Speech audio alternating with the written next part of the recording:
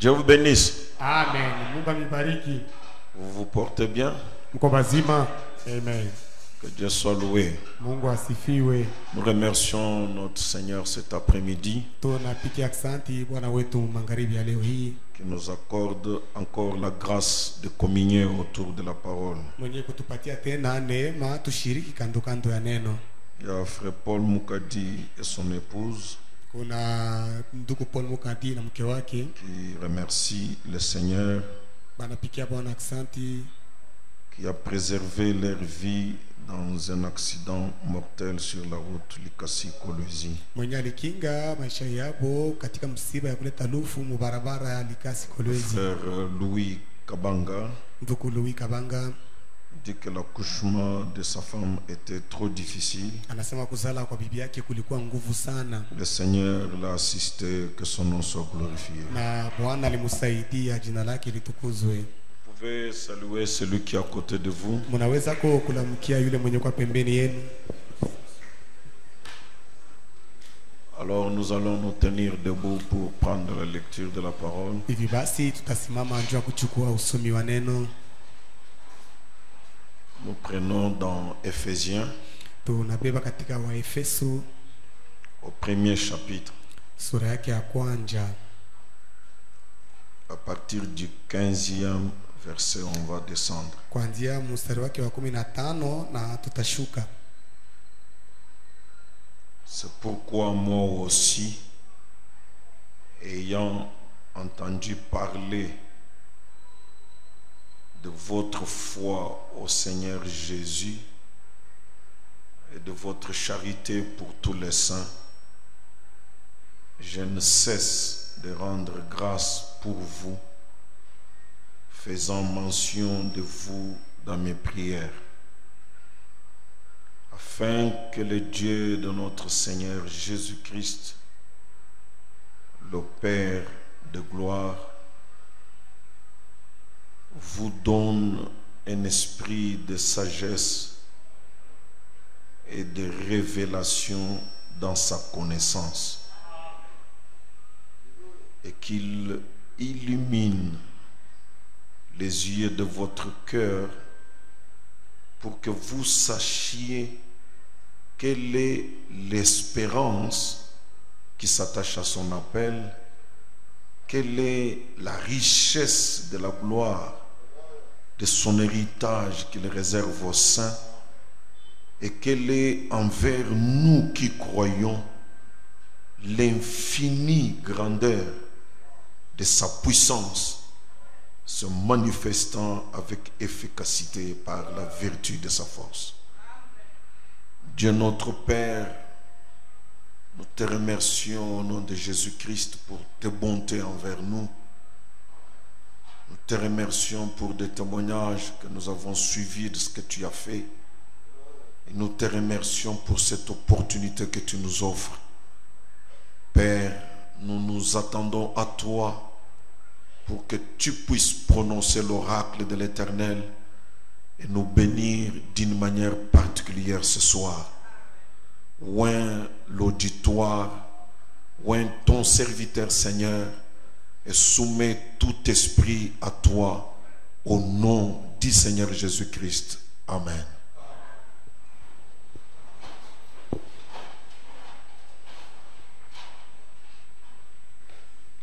Alors, dimanche,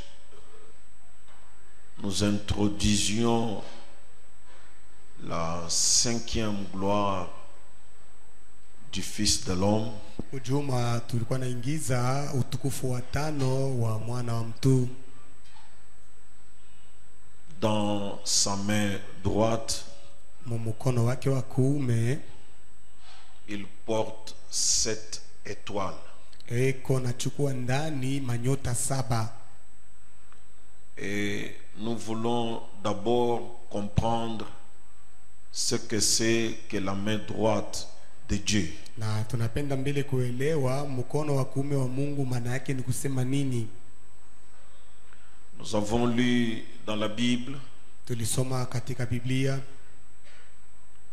le roi David qui disait dans les psaumes, Mfalme Daudi alikuwa anasema katika Mazaburi, Parole de l'Éternel à mon Seigneur. Neno la wa milele kwa Bwana wangu. Assieds-toi à ma droite Ikala kukuume kwangu. jusqu'à ce que je fasse de tes ennemis ton marchepied. Kufika na pale mitafanya maadui zako unawakanyanga. C'était une prophétie qu'il donnait, la Bible l'a dit ainsi. Ilikuwa ni matabiri alikuwa analeta na Biblia ilisema vile.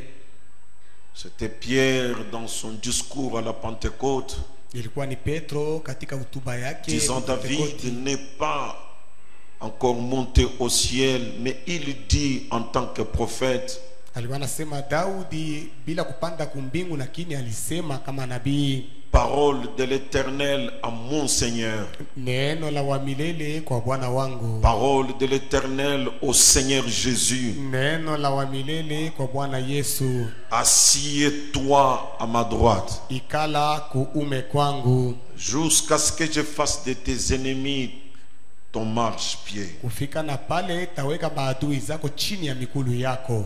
Et quand nous allons dans le Nouveau Testament, Na wakati tunaenda katika Agano Jipya, si nous prenons la version de Marc, au Kama- chapitre 16, wakati tunabeba kusema kwa Marko musura yake 16 au verset 19, mstari wa 19, Marc dit ceci: Marko yeye anasema hivi: le Seigneur, après leur avoir parlé, Bwana kisha kusemezana nao fut enlevé au ciel akanyanyuliwa mbinguni et il s'assit à la droite de Dieu. na akaikala kukuume kwa Mungu.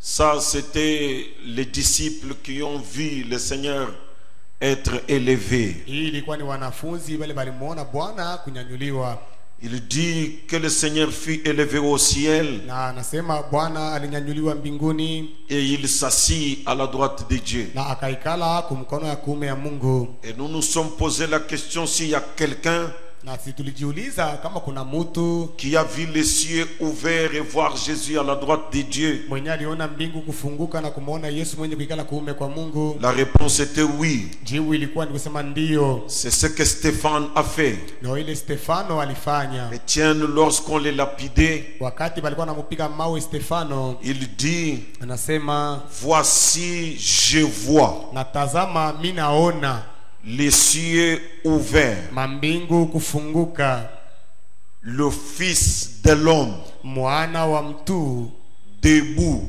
mwenye kushimama à la droite de Dieu. mkono wa kuume ya Mungu. Il confirme ce que David avait dit. Anahakikisha binye Daudi alisemaka, Il confirme ce que Marc a dit. anahakikisha binye Marko alisema, Il dit que lui a vu les cieux ouverts na Stefano yeye anasema aliona mbingu kufunguka et il a vu le Fils de l'homme, c'est-à-dire le Seigneur Jésus, na aliona mwana wa mtu, maana ni kusema Bwana Yesu debout. mwenye kushimama. Les autres, ils disaient assis.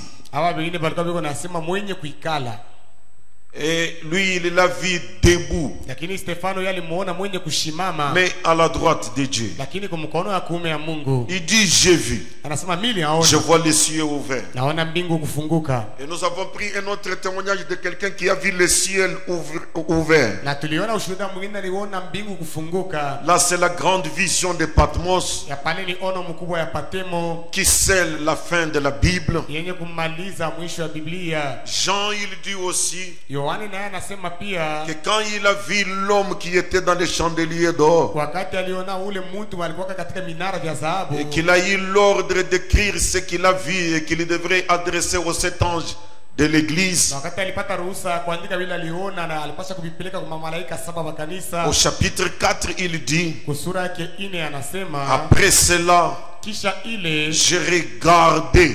nikaangalia, Il a aussi vu. ni kusema naye aliona, Et voici une porte ouverte dans le ciel. na tazama mlango moja imefunguka mbinguni, Et la première voix que j'avais entendue, na sauti ya kwanza ile milisikiaka comme le son d'une trompette, sawa sauti ya baragumu. cette voix qui lui parlait dans les chandeliers Ile sauti ilikuwa kanasemezana naye katika vinara, et qui me parlait dit: na ikasemezana nami na kusema, monte ici, panda huku, je te ferai voir ce qui doit arriver dans la suite. mimi nitakuonesha vile vitafuata baadaye. Il dit aussitôt je fus ravi en esprit. Pale pale nikanyanyuliwa katika roho, Et voici, na tazama il y avait un trône. palikuwa kiti ya enzi moja.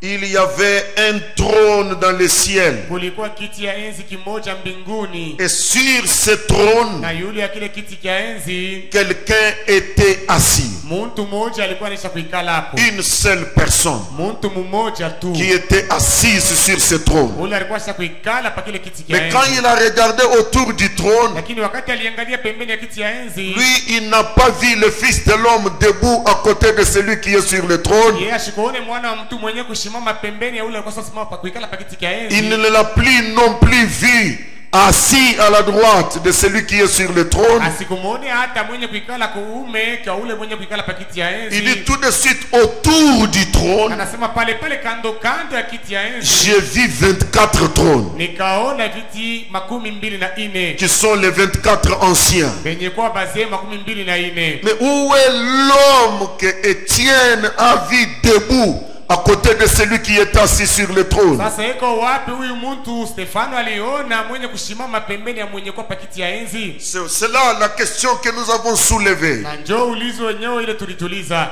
Alors, il doit y avoir un mystère autour de la droite de Dieu. Hivi basi kunapasha kuwa siri moja pembeni ya mambo inaangalia kuume kwa Mungu. Et c'est ce que nous essayons de voir par la grâce de Dieu. Na njoo ile tu kunapima kuona kwa neema ya Et Mungu. pour ce soir, Na juu ya hii magharibi, notre texte de base, c'est celui que je venais de vous donner. andiko yetu ya msingi ni ile tunatukia kumipatia. C'est un grand aigle aussi, Na hii ni tai mkubwa avec une grande vision, mwenye kuwa na ono kubwa, qui parle ici dans Éphésiens. mwenye kusema hapa katika Waefeso. Je reprends à partir du verset 15. Na nzulula kuanzia mstari wa 15. C'est pourquoi moi aussi, Je kwa maana nami pia ayant entendu parler de votre foi au Seigneur Jésus mwenye kusikia kusema juu ya imani yenu juu ya Bwana wetu Yesu Kristo, et de votre charité pour tous les saints, na juu ya mapendo yenu juu ya batakatifu bote, ayant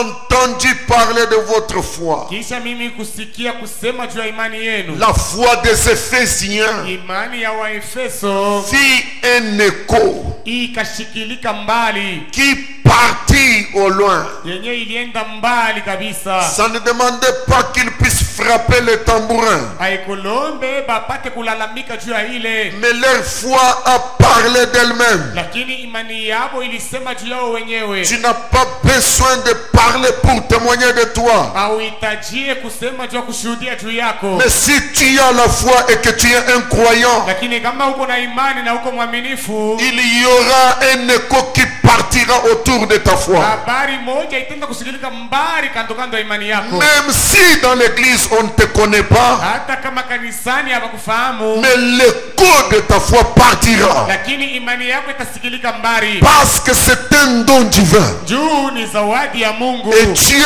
rend témoignage à lui-même. na Mungu anashuhudia juu yake mwenyewe. C'est Dieu qui parle pour ses dons. Ni Mungu ndio anasemaka juu ya mazawadi yake. Et ayant entendu parler de votre foi au Seigneur Jésus Na kisha kusikia juu ya imani yenu et de votre charité, na mapendo yenu, l'amour divin mapendo ya Mungu que vous avez pour tous les saints, ile Mungu nayo juu ya watakatifu bote, il dit je ne cesse anasema mimi siache de rendre grâce pour vous, kushukuru juu yenu, ayant la foi, benye kwa na imani, ayant la charité, benye kwa na mapendo. je ne cesse Mimi siache, de rendre grâce à Dieu pour vous, sichoke kushukuru Mungu juu yenu, ayant la foi, ayant l'amour. benye kuwa na imani na benye kuwa na mapendo. Frère Branham dit quand vous avez la foi et l'amour, Na ndugu Branham anasema wakati muna imani na mapendo, la foi et l'amour sont parents. mapendo na imani wanatembeka pamoja, C'est ni un bandugu. grand fil conducteur Ile ni shinga munene ya kupeleka moto, qui peut amener Dieu à réaliser n'importe quoi. ile inaweza kufikisha Mungu kutenda kitu chochote. Vous savez toucher au bon fil, Pale munabamba ni kushinga ya mzuri, croire Dieu kumwamini Mungu et manifester l'amour l'amour divin. na kuonekanisha mapendo ya Mungu. Et tu ne peux pas avoir la vraie foi Na hauwezi kuwa na imani ya kweli sans l'amour divin. bila mapendo ya Mungu. Le fondement de la foi, Msingi wa imani c'est le pardon. ni msamaha. Et le pardon, Na ile huruma, il n'y a que l'amour agapao qui peut pardonner. kama mapendo agapao ndio yanaweza kurumiana. Est-ce que quelqu'un peut dire amen? Amen. Il dit, ayant entendu ces choses, Kisha kusikia hivi vitu, je ne cesse de remercier Dieu pour vous. mimi sichoke kupigia Mungu asante juu yenu. Ça, c'est l'église d'Éphèse, Hii ni kanisa ya Efeso. qui était différente de l'église de Corinthe. Ilikuwa ine kuachana na kanisa ya Wakorinto. Et la véritable église de Jésus-Christ, Na kanisa ya kweli ya Yesu Kristo elle est comme ce modèle de l'église d'Éphèse. iko sawa ile mfano ya kanisa ya Efeso, Ayant la foi en Dieu benye kuwa na imani ndani ya Mungu et persévérant dans l'amour agapao. na benye kukankamana katika mapendo agapao. Et des fois, les choses que j'apprends, Na wakati ile vitu ile minasikiaka, la manière que les gens pleurnichent, namna ile bantu wanakanaka na la manière que sheria, les gens courent derrière des hommes, namna ile bantu wanafuata batu, ça me fait mal au cœur. niko niuma moyoni. Tu ne peux pas avoir foi en Dieu Hauwezi kuwa na imani ndani ya Mungu et être en train de courir derrière quelqu'un. lakini wewe unafukuza La watu mwingine. parole de Dieu s'adresse à toi individuellement. Neno la Mungu kunasemezana na wewe binafsi. Si Dieu est ton père, Kama Mungu ni baba yako, tu peux traiter avec lui. unaweza kutenda Il naye, peut traiter avec toi. unaweza kutenda na wewe. S'il est ton père, il est ton père. Kama ni baba yako, ni baba Il ne yako, te niera jamais. asiwezi kukukatala. Mais si tu es quelqu'un qui court derrière les gens, Lakini kama uko mtu kufuatafuata bantu quelle kumfuata, expérience tu as de ta filiation envers Dieu? onjo kani uko nayo kusema uko mtoto wa Mungu. J'ai un message ce soir, si Dieu me fait grâce. Moja hii magharibi kama Mungu ananijalia neema. Un message qui concerne des croyants. Ujumbe yenye kuangalia Je uaminifu. voudrais parler sur la puissance illimitée en notre faveur. Na napenda kusema yule ya uwezo yasio mipaka mfaida yetu. Il dit, je ne cesse de rendre grâce à Dieu pour vous. Anasema misichoke Donc, kushukuru voici Mungu yenu. un peuple pour lequel on peut dire merci Seigneur. Na njoba batu bale tunaweza kusema asante. Quel peuple? Batu kani Ayant la foi dans le Seigneur Jésus-Christ yenye kuwa na imani ndani ya Yesu Kristo et la charité pour tous les saints. na mapendo juu ya watakatifu wote. Il dit, je ne cesse de rendre grâce pour vous, Anasema sichoke kushukuru juu yenu, faisant mention de vous dans mes prières. nenye niko na mitaya katika maombi yangu, Afin que ili le Dieu de notre Seigneur Jésus-Christ. Mungu wa Bwana wetu Yesu Kristo. Commence à faire encore attention là. Maanze kuangalisha kabisa tena pale. Afin que le Dieu Ili de notre Seigneur Jésus-Christ, ili Mungu wa Bwana wetu Yesu Kristo, le Père de gloire, Baba wa utukufu, vous donne. amipatie. Je prie pour vous, pour que le Père de gloire vous donne. Niko na Lui miombea, qui est le Dieu de notre Seigneur Jésus-Christ. niko na miombea juu Baba wa utukufu amipatie huyu mwenye kuwa Mungu wa Bwana wetu Yesu Kristo. Comme vous avez la foi en Jésus-Christ Sawa vile Mungu na imani ndani ya Yesu Kristo, et que vous avez la charité envers les saints, na mwewe Mungu na mapendo mbele ya watakatifu wote. je rends grâce à Dieu pour ça. Mimi nashukuru Mungu juu ya ile, Et je ne cesse na mimi sichoke de vous mentionner, kumitaya, de prier pour vous, kumiombea, de penser à vous dans mes prières. kumikumbuka katika C'est maombi sans yangu. cesse. Hii ni bila kuchoka, Afin que le Dieu de notre Seigneur Jésus-Christ, ili Mungu wa Bwana wetu Yesu Kristo, le Père de gloire, Baba wa utukufu, vous donne amipatie un esprit de sagesse et de révélation dans sa connaissance. amipatie roho moja ya hekima na ya ufunuo ndani ya ujuzi wake. Il vous donne anipatie roho moja ya hekima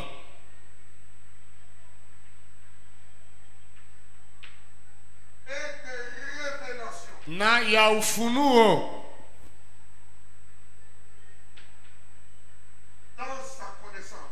ndani ya ujuzi wake.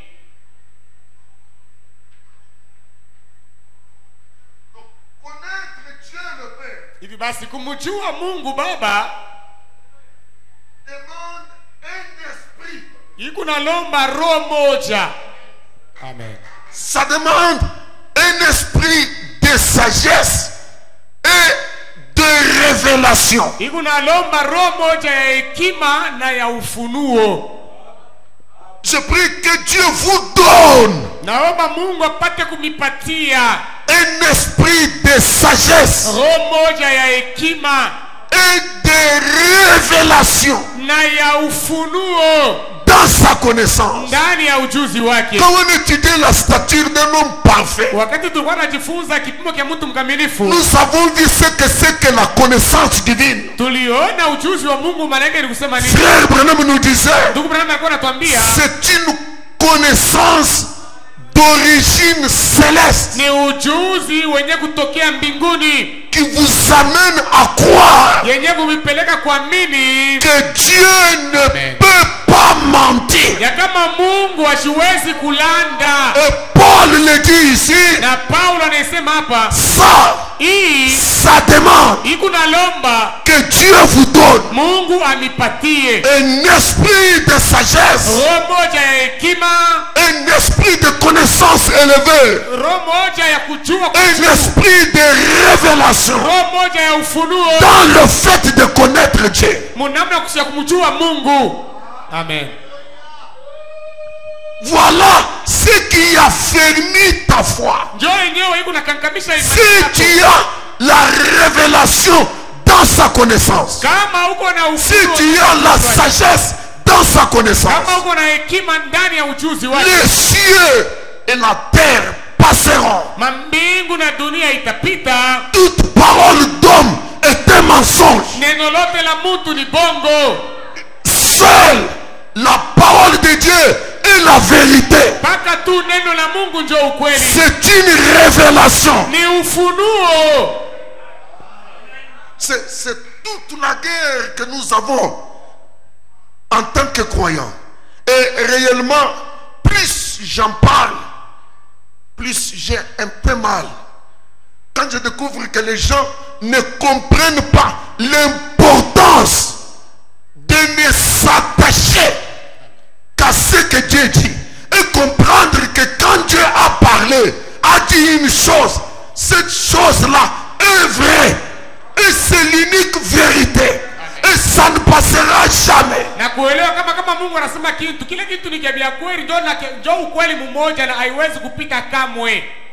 Amen. Amen. Les gens tergiversent. Prenez prêche. Le fondement fondamental pour la foi, c'est la parole de Dieu. C'est le ainsi dit le Seigneur.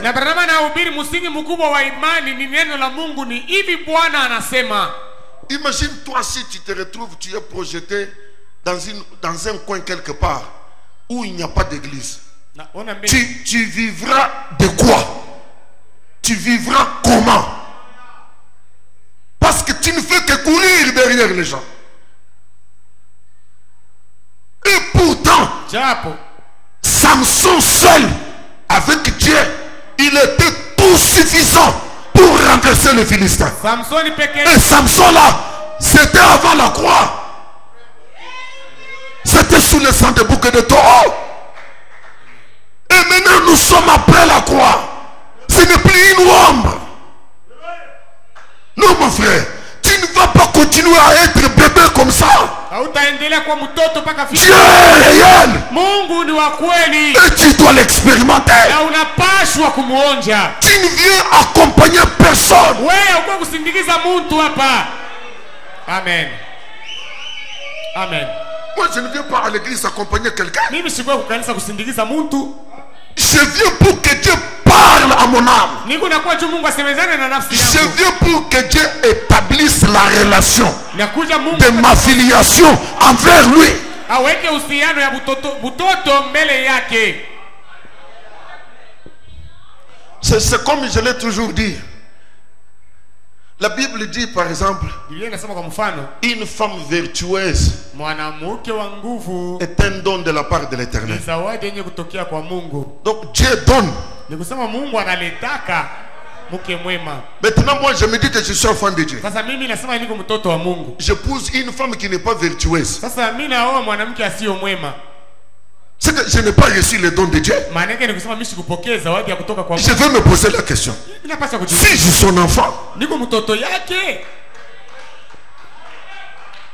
et tu ne peux arriver à ça que quand tu commences à prendre les choses de Dieu au sérieux. Utafikia kule ni mpaka wakati unaanza kubeba vitu vya Mungu na bei.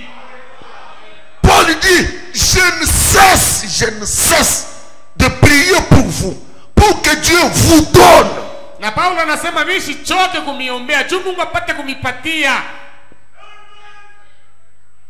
un esprit de sagesse et de révélation anipatie dans sa connaissance. anipatie roho moja ya hekima na ya ujuzi ya ufunuo ndani ya ujuzi wake. Vous vous rappelez, il y a quelques années, pour ceux qui sont ici depuis longtemps, Na mnakumbuka panakuta il y a eu l'affaire ici au Bel Air du chèque. kulikuwaka mambo huku kubeleru mambo ya sheki. Toucher les chèques, toucher les chèques. Mubambeni sheki. Les gens sont partis toucher les chèques. Bantu barienda kubamba sheki ile. Ils ont eu l'argent. Baripata fedha.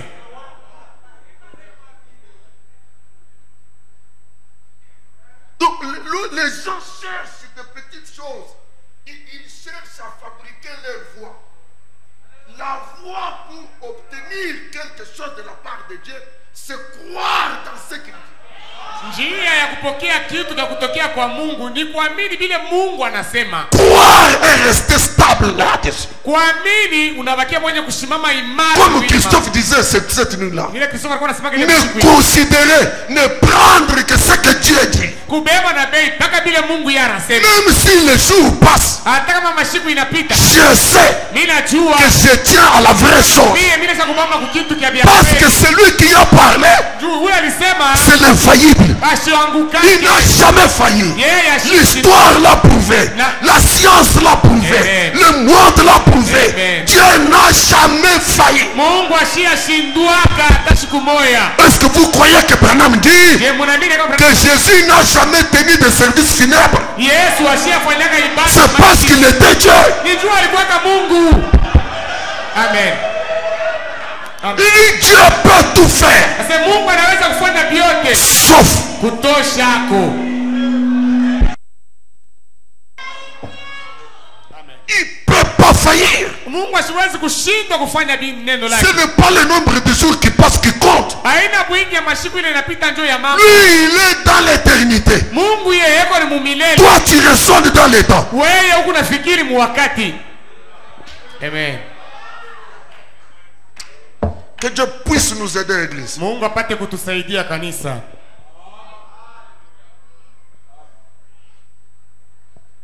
Et regardez jusqu'où Branham nous amène.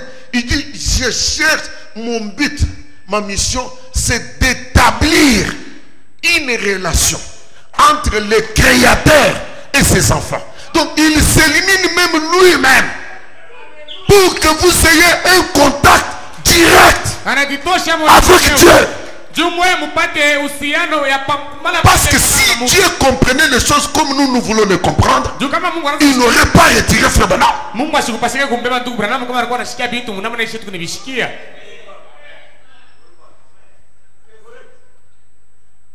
Mais la marche d'Eliezer avec Rebecca, c'est un type parfait. Eliezer a marché avec Rebecca pendant un temps.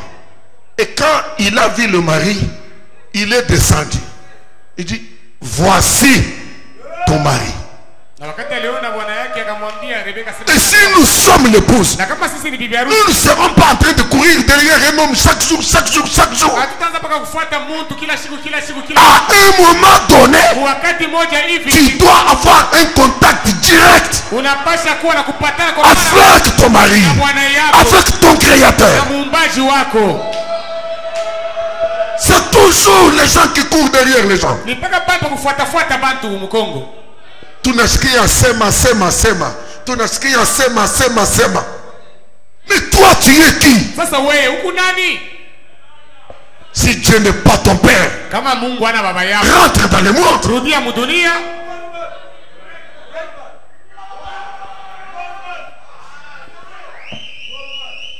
J'aimerais que Dieu vous donne.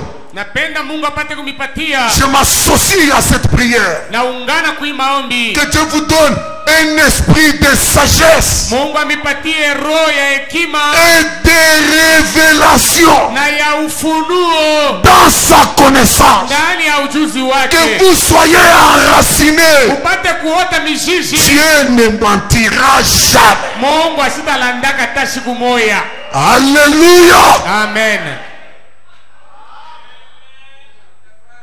Paul continue. Paulo anaendelea. Est-ce que vous êtes avec moi, église? Et qu'il illumine Na apate les yeux de votre cœur. apate kuangalia. Pas ceci. Hapana hii macho, aangazie macho ya mioyo zenu. Les yeux de la foi. Macho ya imani. Les yeux de la vie spirituelle. Macho ya kuona kwa kiroho. Alléluia, merci Jésus. Qu'il illumine les yeux de votre cœur Apate pour kuangalia. que vous sachiez quelle est l'espérance qui s'attache à son appel. Mupate kwanza mbele kujua ya kwanza tumaini yenye kuambatana kumwito wake. Kumwito wa Mungu Il y a une espérance. kuko tumaini moja. Et ça demande l'ouverture des yeux du cœur. Na hii inalomba kufungulika kwa macho ya moyo. C'est une révélation que Dieu donne à quelqu'un. Na ni ufunuo ambao Mungu anapatia mtu. Il y a une espérance attachée à l'appel de Dieu. Kuko tumaini moja yenye kwa Si Dieu t'a appelé, kama Mungu alikuita, tu ne vas pas marcher dans le vide. hautatembea paka hivi mumpepo. Il y a une espérance. Kuko C'est tumaini moja. que, ça veut dire que Dieu a quelque chose. Maana yake ni Mungu ana kitu kimoja hivi. Ce n'est pas comme un politicien qui fait un discours démagogue. Yeye ana sawa wa Je vous donnerai ceci, je vous donnerai cela. Et enfin, vous ne voyez rien. Ça, c'est le Créateur qui parle. Huyu ni muumbaji mwenye Et kusema. quand il t'appelle, Na wakati anakuita à son appel, kumwito wake est attaché une espérance. umeambatana na tumaini moja hivi. Amen. C'est comme nous qui sommes venus à ce message. Yuko sawa sisi benye kwa hii ujumbe. Nous avons une espérance que personne ne peut ruiner. Nous savons que la vaste portion du ciel dans cette génération a été donnée à William Branham. Donc nous avons l'espérance sûre du ciel. Tuko na Et hakikisho je ne vois pas quelqu'un croire ce message et être en train de tergiverser tout autour d'une dénomination alors qu'il n'y a aucune promesse d'un ciel donné à une dénomination. asione mtu kwa mili ujumbe hii, lakini kuna zunguka pembeni ya madhehebu hakuna. Mais il a été dit à William Branham, si tu amènes les gens à te croire, Ilisema na William Branham, kama unapeleka bantu bakuamini un croyant, na mwaminifu, dès qu'il capte cette chose-là, wakati tu anabamba kile kitu kile, il devient stable. anakuwa wa kusimama Même imara. s'il y a des vents, Hata kama même s'il y a des ouragans, hata kama kuna il est stable. yeye ni mwenye Il kusimama y imara. a une espérance attachée à cet appel. Eko na tumaini yenye kuambatana na ile mwito. Lorsque Dieu a appelé les enfants d'Israël, Wakati Mungu aliita wana wa Israeli, l'espérance, tumaini c'était le pays de la promesse. ni nchi ya malako. Sont-ils entrés ou pas? Baringiaka au hapana? Le pays existait ou n'existait pas? Nchi ilikuwa kako. Il existait. Nchi ilikuwa kako. Mais qui sont entrés? Sasa ni banani wale balingia? Ceux qui ont cru Bale baliamini que c'est ce que Dieu a dit. ya kama vile Mungu alisema C'est la vérité. ni kweli. C'est ça Josué et Caleb. Ndio Yoshua na Kalebu. Tous ceux qui ont tergiversé, Wale wote walitankatanka ils sont morts. walikufaka. Amen. Non, ce sont des géants. Hapana, wao bale ni bakafumba bale. Un croyant. Mwaminifu. Il appelle les démons, ce sont des croyants. Ego naita bale mademo nasema ni Frère bakafumba. Branham dit, Josué et Caleb n'étaient pas de grande taille. Ndugu Branham anasema Yoshua na Kalebu bakoka bantu barefu. Ils étaient petits. Balikuwa ni bafupi. Ils écoutaient leurs frères dire, nous sommes comme des sauterelles devant ces géants-là. Baraanza kushikia bantu gani kusema sema sisi tuko sawa bampanjo mbele ya bale bakafumba Mais bale. c'est comme si Josué avait besoin qu'on mette beaucoup d'escabeaux pour qu'il ait la plus grande taille que ce qu'il avait. Pour leur dire, mes frères, nous posséderons le pays. À coup sûr, le pays est à nous, comme Dieu l'a dit. Na utaona sasa Yoshua alitajia kupanda Il parlait parce que les yeux de son cœur étaient illuminés. Yoshua alikuwa anasema juu macho ya moyo wake iliangaziwa. J'ai prêché à cette église. Nilihubiri kwa kanisa hii. Gardons l'œil droit. Tuchunge licho la Ne kuume. vivez pas par les sens naturels, Usiishi kupitia mania ya mais mwili. vivez par l'œil spirituel. Lakini muishi C'est ça un croyant. ndio mwaminifu ule. Alléluia. Amen. Je me demande dans quelle langue il faut parler pour que les gens puissent capter. Na najiuliza inafaa niseme muluga Tu lui kanisa. dis, tu es un croyant? Unasema kwa mwaminifu? Oui, oui. Ndio. Maintenant, quel est ton problème? Sasa mambo yako ni nini? Je suis très tourmenté. Oh, nimevurukwa sana. Je le répète, tu es un croyant? Na mimi narudia tena. Huko Il dit, mwaminifu. oui, niko mwaminifu. Sema ndio. Hausikie bintu kunasema? Ce langage-là n'est jamais sorti de la bouche ni de Josué ni de Caleb. Ile msemeo ile aliyatoka mkinwa au ya Yoshua au ya Kalebu. Ce sont les incrédules qui ont dit ces gens-là sont géants. Ni bakutokuamini ndio walisema bale bantu bale ni barefu. Mais un vrai croyant, Lakini mwaminifu wa kweli, peu importe le mur que ses yeux naturels voient, hata kama ni vibambazi kani macho yake ya il mwisho. est courageux Yeye na pour udani. dire Juu ya il kusema n'y a rien, hakuna kitu. il n'y a rien, Hakuna kitu. je passerai, Nitapita. il n'y a rien. Hapana kitu. Ça c'est un croyant. Huyu ni mwaminifu. Il ne parle pas par les yeux naturels. Asisema kupitia macho. Amen. Ce soir, Magharibi ya que leo. Dieu illumine les yeux de ton cœur, Mungu angazie macho ya moyo que wako. tu regardes les obstacles Upate kuangalia vizuizo. comme n'existant pas. Utona saa binako. Uione ça ainako. Amen. Amen. Sambo. Sambo. Dis-toi dans ton cœur, Sema ndani ya moyo wako. je suis Sambo, Mimi niko Sambo. l'homme de liberté. Mtu wa uhuru. Sambo, Sambo. est-ce que tu crois Dieu? Je unamwamini Mungu? Je le crois. Mimi namwamini. Tu crois la Bible? Unaamini Biblia? Je la crois. Mimi naiamini. De la couverture Kuanzia kwa hiki à la kifuniko couverture. kile kifuniko. Si cette Bible te dit, Kama hii Biblia inakwambia traverse le mur, tambuka kibambazi. qu'est-ce que tu vas faire? Il dit, je crois. Sema nitaamini. Et je ne réfléchis pas. Sitafikiri. J'avance Nitaenda tout droit mara moja vers le mur. kule mkibumba. Quand j'arriverai, Nitafika. le Dieu qui a parlé Mungu alisema ouvrira un trou fungula et je passerai. Et je te dis ce soir, rien n'est impossible à toi. hakuna kitu kile kitashindikana kwako. Si tu as les yeux spirituels, Kama una macho ya tu kiroho n'auras peur de rien. hautaogopa Tu kitu. peux confesser, Unaweza kukiri il n'y a rien. hakuna kitu. Est-ce que tu peux le dire avec moi? Sema pamoja nami. Il n'y a rien. Hakuna kitu. Non, il y a des géants. Wewe kuku marefu. Il n'y a rien. Hakuna kitu. Non, il y a des démons. Wewe kuku mademoni. Il n'y a rien. Hakuna Et kitu. je te dis au nom de Jésus-Christ, Nakwambia mjina la tu Yesu passeras. utapita. Amen. C'est ça un croyant. Kama ni njoo mwaminifu ule. Non, mpaka fulani akui imani yako. Jésus disait ta foi, Amen. pas votre foi, mais ta foi t'a sauvé, ta foi t'a guéri. Qu'il te le dise aussi, Akwambie na yote. ta foi t'a. Imani yako, imani yako. Amen.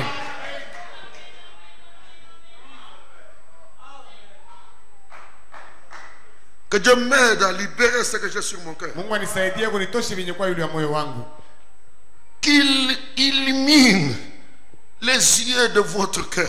Apate kuangazia macho ya moyo wenu. pour que vous sachiez quelle est l'espérance qui s'attache à son appel. Ça, c'est la première chose. Quelle est la richesse de la gloire de son héritage qu'il réserve aux saints? Na ni utajiri kani wa utukufu wa urithi wake anayechungia batakatifu. Urithi wa Mungu ile banachungia batakatifu iko nasindikizwa na utukufu mmoja wa utajiri. La richesse de la gloire de l'héritage qu'il réserve aux saints. Utajiri wa utukufu wa urithi anayechungia batakatifu. C'est glorieux l'héritage que Dieu réserve aux saints. Urithi ambao Mungu anachungia batakatifu iko ya utukufu. C'est la raison pour laquelle les anciens qui captaient cela, ils disaient ce monde est indigne. Il n'y a pas match entre ce monde et la cité que Dieu nous a promise. C'est une révélation. Alléluia. Et troisièmement, la chose sur laquelle je tirais mon petit sujet. Quel est envers nous qui croyons? Nous qui croyons. Nous qui croyons. Pas les incrédules. Nous qui croyons. Quel est envers nous qui croyons? Alléluia. L'infinie grandeur de sa puissance. Ukubwa wa uwezo wake wasio mwisho. L'infinie grandeur de sa puissance. Ukubwa wa uwezo wake wasio mwisho. C'est-à-dire une puissance illimitée. Maana yake ni kusema uwezo wasio mwisho. En faveur des croyants. Uwezo moja wasio mipaka mfaida ya waaminifu. Laquelle se manifeste avec efficacité par la vertu de sa force. Ile iko naonekana na nguvu kupitia uwezo wake. Tu n'as aucun effort à fournir là-dedans. Ça se manifeste. Cette puissance illimitée se manifeste par la force de sa vertu. Ile uwezo yasio mipaka iko naonekana kupitia nguvu ya uwezo wake. Et ça se manifeste avec efficacité. Iko naonekanisha na nguvu yote. Par la vertu de sa force. Kupitia uwezo wa nguvu lake. J'aime qu'on répète ce verset. Mimi napenda tupate kusema pamoja hii andiko. Que tu l'aies confessé même une fois dans ta vie. Uipate kuisema kwa tamala mama maisha yako. Lisons ensemble le verset 19. Tusome pamoja mstari wa 19. Et quel est envers nous qui croyons l'infinie grandeur de sa puissance, se manifestant avec efficacité par la vertu de sa force. Mes frères, Banduku, c'est ça mon problème. Jo mambo yangu. Et na si vous trichez pour descendre, kama mnaibia kuja kushuka, cette puissance illimitée qu'il manifeste en faveur de nous qui croyons, cette puissance illimitée, une puissance qui n'est gênée par rien. Uwezo moja hakuna kitu kinaweza kuizuiza. Il n'y a rien qui peut bloquer cette puissance. Ça a une grandeur infinie. Iko na bunene mmoja wasio mwisho.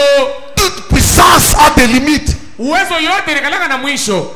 L'avion a une puissance limitée. avion inakalanga na uwezo na mwisho. Les fusées ont de puissance limitée. Les moteurs de véhicules ont de puissance limitée. Magari inakalanga Mais na uwezo la na mwisho. puissance que Dieu manifeste à l'endroit de ses croyants a une grandeur infinie. Uwezo ambao Mungu anaonekanisha kufaida maaminifu yake iko na bunene bwasio mwisho. Et un jour, Na siku moja il l'a déployé alimwangaka kuionekanisha en Christ, ndani ya Kristo, en le ressuscitant des morts. mkumufufula toka wafu. Qu'est-ce qui a ressuscité Ni nini ile ilifufulaka? Jésus Yesu d'entre les morts? toka wafu. Qu'est-ce qui a défié Ni nini ilipinganishaka? la tombe? Kaburi. Qu'est-ce qui a défié Ni nini ilipinganishaka? la pierre? Ile jiwe. Qu'est-ce qui a défié Nini ilipinganishaka? les soldats? Bakaskari. C'est cette puissance Ni hii uwezo à grandeur illimitée ya bukubwa bwasio mwisho que Dieu a déployé ile Mungu alionekanisha par la vertu de sa force kupitia uwezo wa nguvu en Christ. ndani ya Kristo, Et rien na hakuna kitu ne pouvait plus retenir Jésus. iliweza kumfunga Yesu.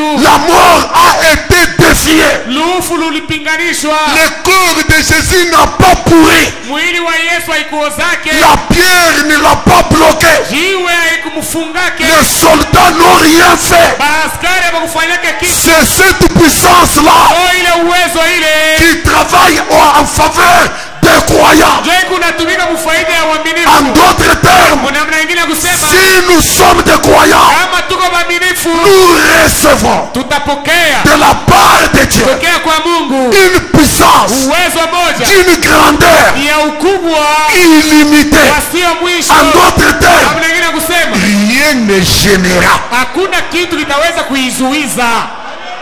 Amen. Alléluia. Je bénis Dieu parce que c'est adressé aux croyants. Nabariki Mungu juu inasemewa kwa waamini. Rien ne peut gêner Hakuna kitu kinaweza cette puissance. kuzuiza ile uwezo. Elle a une grandeur illimitée. Iko na bukubwa bwasio mwisho. Vous êtes prêts ce soir? Muko tayari hii magharibi? Heureusement, je répète, c'est adressé aux croyants. Bahati narudia motena, imesemewa kwa waamini. Celui qui n'est pas croyant, Ula na mwaminifu dès qu'on sort ici, wakati tutatoka hapa, atakuwa kumgongo wa mtu. Frère, bashi mishi oneye.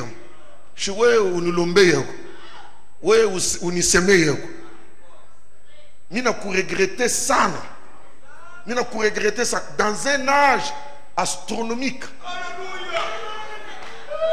L'âge dans lequel nous sommes, où tu entres dans la capsule seul unaingia katika kabini wewe mwenyewe, et la commande de la capsule n'est pas sur la terre. na mwenye kuongoza ile kapsuli haina pa dunia. Tu es un commando Wewe uko komando et la puissance du radar, na uwezo wa radar, un prophète dans les camps. nabii ndani ya kambi. Dieu est manifesté dans la chair humaine. Mungu mwenye kuonekana mwili ya mtu. Je peux aller Mimi naweza kwenda sans limite. bila mipaka. Et c'est une cabine insonorisée. Na ni kabini moja utashikia vya Ce que le monde dit, bila dunia iko nasema, ce que l'enfer dit, bila Gehenna iko nasema, ne signifie rien. bila na maana Parce que ce que j'ai juu bila niko est navyo plus puissant iko na uwezo que kabisa ce qu'il y a dans le monde. shinde venye kwa duniani. Rien ne peut me gêner. Hakuna kitu kinaweza Je te dis kutuliza. ce soir, Na ananiambia si magharibi, tu es un croyant, kama uko mwaminifu, si Dieu illumine les yeux de ton cœur, kama Mungu anaangazia macho ya rien yako, hakuna kitu ne peut te gêner. kinaweza kukuushi. Il y a une puissance Uko uwezo que toi tu ne manipules pas, ile haina uwezo unaitumikisha, mais c'est lui qui la manipule. lakini ye Mungu ndio anatumikisha hayo. C'est pourquoi sois d'abord, aie d'abord la révélation de sa connaissance, Ndio kwa maana de qui est celui qui va travailler, pata qui mbele, est celui qui va agir. pata mbele ufahamu ya Alléluia, ni nani atatenda. alléluia, Amen. alléluia. C'est ici le monde où l'épouse, la matière de l'épouse, Ni hapa penye kuwa chembe la bibi harusi hapa. une foi illimitée. Imani yasiyo mipaka. C'est une folie Ni mazimu par rapport au monde. kwa mambo yanaangalia dunia. Par rapport à ce que mes yeux voient. Mbele ya vile C'est une folie. Ni mazimu. Je déclare des choses insensées même à mes oreilles. Niko natangaza vitu vya kupumbavu hata kwa masikio yangu mimi mwenyewe. À mes oreilles c'est insensé. Kwa masikio yangu mimi mwenyewe mbele inakuwa vya Mais à upumbavu. mon cœur Lakini kwa moyo wangu c'est réel. ni vya kweli. Alléluia. Alléluia. C'est cette puissance-là Ni ile uwezo qu'il ile. a déployée. Frère Branham dit, en ce matin de Pâques là, l'esprit a quitté le Père. Roho ilitokaka kwa baba ile asubuhi ya Pasaka. Le Père qui l'avait abandonné Baba ule alimwachaka ule. est esprit. Ni roho. C'est cet esprit-là Na ni ile roho ile qui a quitté le ciel, ndio ilitokaka mbinguni qui est descendu dans la tombe. na ikashuka kaburini. Quand l'esprit est entré, Wakati roho iliingia, aucun soldat ne l'a vu. hakuna askari hata mmoja aliiona. Amen. La pierre hermétiquement fermée Jiwe basha kuifunga kabisa kabisa. ne l'a pas retenu. Haikushuize roho kuingia. Amen. Et le corps et l'esprit a réanimé le corps, Na roho ikaweka uzima kumwili récupérant l'esprit na et l'âme. ikarudisha tena nafsi, Et Jésus était complet. na Yesu alieneana, Et par la manifestation de la vertu de celui qui est descendu na kupitia onekanisho ya nguvu ya ule mwenye alishuka sur la surface, yulu hapa, on voit un ange banaona malaika moja qui ne transpire pas, mwenye asitoke jasho, qui ne sue pas, ula asitoshe jasho, qui roule la pierre lakini anasukuma jiwe sans transpirer, bila kutosha jasho, sans effort, bila kufanya nguvu parce que lolote. la pierre ne représentait rien. Yu jiwe ilikuwa inaonekanisha kitu hata moja. Hey! Na C'est cette puissance-là ile uwezo ile qui est promise aux croyants. ndio ile imelakwa kwa uaminifu.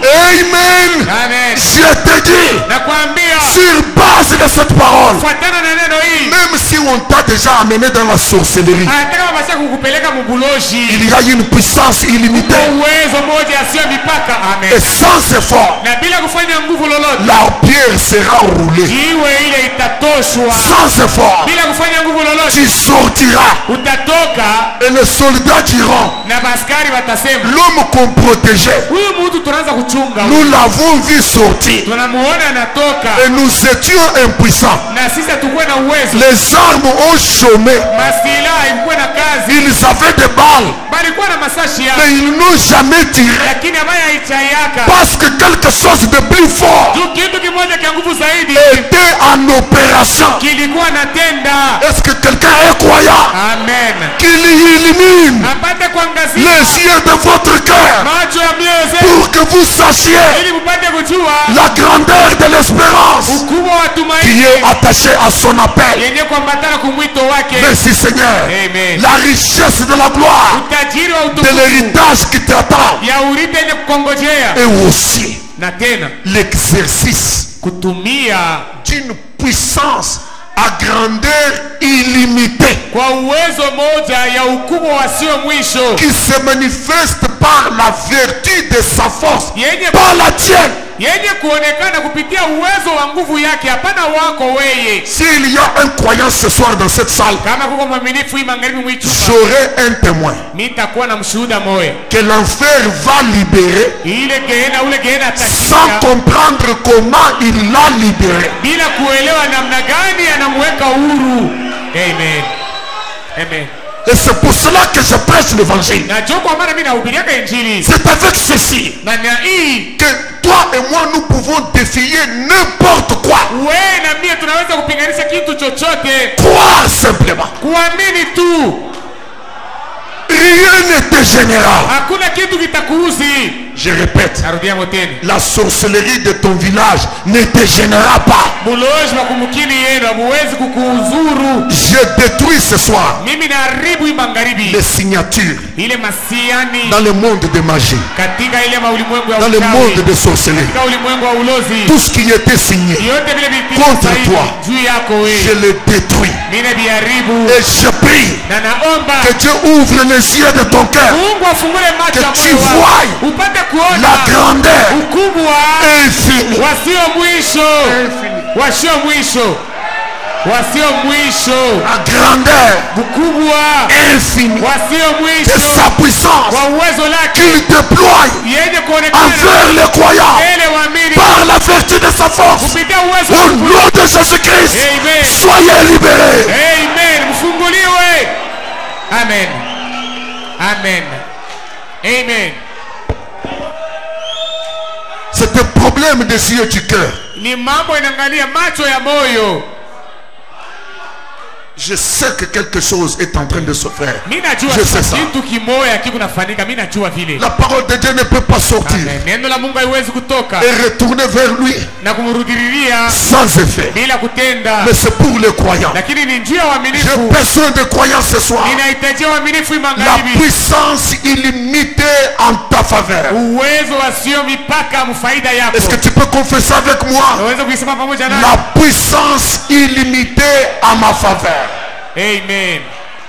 Ce n'est pas l'effort de ton père. Haina nguvu ya baba yako, Ce n'est pas l'effort de ton voisin. haina nguvu ya mwenye kwa pembeni yako, Ce n'est pas l'effort de ton grand-père haina nguvu ya nkambo yako qui est déjà mort ula shaka kufuaka, et dont le corps a déjà pourri. ambayo mwili inaweza kuoza. Mais ici, c'est la vertu de la force de Dieu qui ne faillit jamais. Lakini hapa ni uwezo ya nguvu ya Mungu ila yangukake kamwe. Amen. Si j'ai un croyant qui dise Amen. Amen. Si j'ai un croyant qui dise Amen. Amen. Si j'ai un croyant qui dise Amen. Amen. Si j'ai un croyant qui dise Amen, Amen, Amen. Amen. Amen. Amen.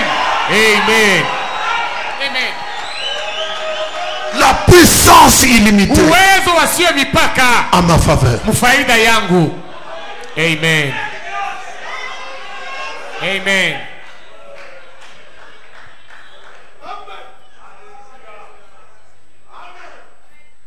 Il l'a déployé en Christ. Nasema alimwanga ndani ya Kristo En le ressuscitant de mort. mkumufufula toka wafu. Même la corruption n'a pas marché. Hata kuoza akukwendeke. Non. Uharibifu. Non, non, je parle de la corruption. Hata kukata milomo kwa baskari akukwendeke. Amen. Amen. Ça n'a pas eu de succès. Akukuweze. Donc le diable va tout faire pour que les témoignages ne partent pas. Mais ça partira. Shetani atafanya vyote njoo ushuhuda usitoke, lakini ushuhuda paka itaenda.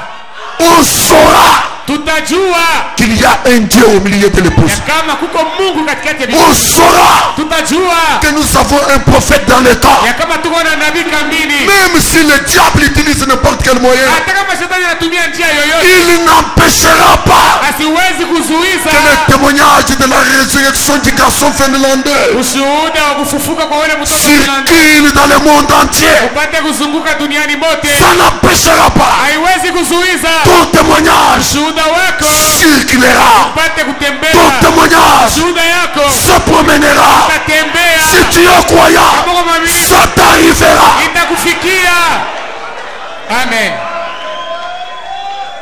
On saura qu'il y a un Dieu au milieu de l'épouse. Na tutajua kama kuniko Mungu katikati ya bibi harusi. Il a déployé cette puissance illimitée. Alimwanga ile uwezo yasiyo mpaka Oh Jésus. En Christ, ndani ya Kristo en le ressuscitant de mort. mkumfufula toka wafu. Est-ce que vous pouvez regarder dans votre Bible pour la suite? Mnaweza kuangalia Biblia yenu jua ile inafuata. Et Na en le faisant asseoir à sa droite dans les lieux célestes. na kumwikalisha kukuume kwake katika makao ya mbingu. Quand Jésus, ou plutôt quand le Père a déployé cette puissance illimitée en Christ, wakati Baba alimwanga hii uwezo yasio mipaka ndani ya Kristo. si vous êtes des connaisseurs de la Bible, Kama mko wenye kujua Biblia, William Branham dit, William Branham anasema quand Jésus ressuscite, wakati Yesu anafufuka, il a fait une déclaration qu'il n'avait Amen. jamais faite Amen. avant la mort. alifanyaka tangazo moja ile ashiyafanyaka mbele ya yeye kufa. Amen. Je ne sais Amen. pas si j'ai de croyants ce soir. Sijue karibu na waaminifu magharibi. Et Amen. quelle est cette déclaration qu'il fit? Na ni tangazo kanila alifanyaka. Ouvrez rapidement Matthieu 28. Mufungule kwa haraka Mathayo 28. Nous allons lire le verset 17 et 18. Tutasoma mstari wa 17 na 18. Quand il ressuscite Wakati anafufuka et qu'il s'approche de ses croyants na akakaribia waaminifu et wake, qu'il s'approche de ses disciples. na wakati alikaribia wanafunzi wake, Matthieu 28 et 17. Mathayo 28. Quand ils le virent, Wakati walimuona, ils se prosternèrent devant lui. wakatwanga magoti mbele yake, Mais quelques-uns eurent des doutes. lakini kidogo wakakuwa na shaka. Jésus, Yesu s'étant approché, akakaribia leur parla ainsi. na akasemezana nao. Lisons ensemble. Tusome pamoja. Tout pouvoir m'a été donné dans le ciel et sur la terre. Uwezo yote ilipewa kwangu mbinguni na duniani. Amen. Est-ce que vous êtes là, l'église? Hebu pale kanisa, Tout pouvoir. mamlaka yote, Ça veut dire tout pouvoir. mamlaka yote Que ce soit au ciel, ipate kwa mbingu, que ce soit sur la terre, ipate kwa pa dunia, m'a été donné. ilipewa kwangu. Qu'est-ce qu'il avait reçu? Alipokea nini? Le déploiement Kuonekanishwa de la puissance kwa uwezo à grandeur illimitée. ya ukubwa wasio mwisho. Et il était capable de dire Alikuwa na uwezo wa kusema tout pouvoir. mamlaka yote. Amen. Je veux vous lire William Branham qui dit, Tanisomea William Branham mwenye si kusema en ce moment-là, jobu ile wakati ile, pendant qu'il déclarait, ile wakati alikuwa anatangaza tout pouvoir m'a été donné, mamlaka yote imepewa s'il y avait un Dieu au ciel, kama kulikuwa Mungu kufungu, c'était un Dieu impuissant. ilikuwa ni Mungu asio uwezo. Amen. Amen. Amen. Amen. Il n'y avait pas un Dieu puissant au ciel. Hakukuwa tena Mungu wa uwezo kumbingu, Parce que tout pouvoir juu mamlaka yote au ciel ilikuwa kumbingu et sur la terre hapa dunia lui était donné. ilipewa kwake. Frère Branham dit, Ibrahim anasema il n'y avait pas un autre endroit où chercher Dieu. hakukuwa fasi ingine ya kutafuta Mungu. C'est celui qui se tenait devant eux. Yeye ule alikuwa sio kusimama mbele yao. C'était lui le Dieu Yeye tout-puissant. alikuwa Mungu mwenyezi. Amen. Amen. Je ne sais pas si vous êtes des croyants. Na sijue kama Mungu mwaminifu, Je ne sais pas si je vous ferai du mal ce soir. sijue kama tamikosai magharibi. Amen. Il dit tout pouvoir. Anasema mamlaka yote. Branham dit, Branham anasema s'il était resté un Dieu kama kulibakia Mungu au ciel, kumbingu, c'était un Dieu sans puissance. ilikuwa ni Mungu asio uwezo.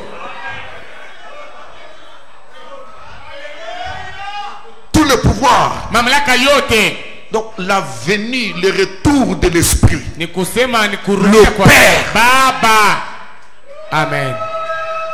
L'omnipotent Wa uwezo yote est revenu dans la chair. akarudia ndani ya mwili, Et le tableau était complet. na mambo pale ineneana La sasa. pierre. Jiwe banatosha. Amen. Toi, chez Michio, quand même, bien. Bana ibulula, donc, inajunguluka. La pierre qu'on transportait. Ile jiwe banaanza kunyangula ile. Je ne sais pas si l'ange faisait comme ça. Mimi sijui kama malaika anaanza kufanya kusukuma hiyo na kilole hivi unashunguluka. Anaizungulusha hivi na kilole inabulula kuibulula.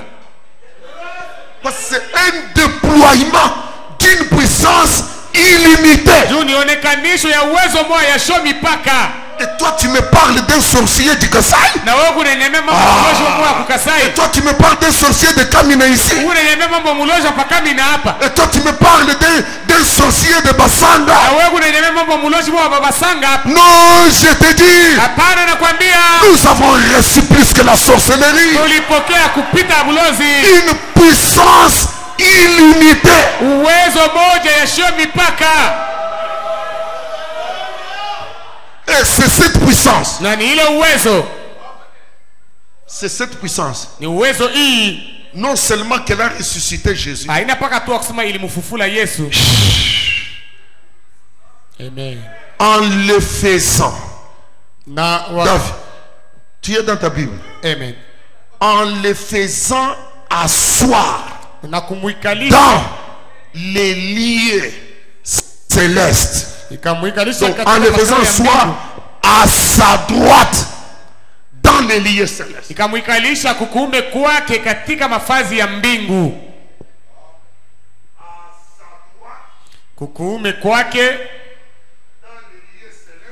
katika fazi makao ya mbingu. Kama mnaangalia hapo mketo pale.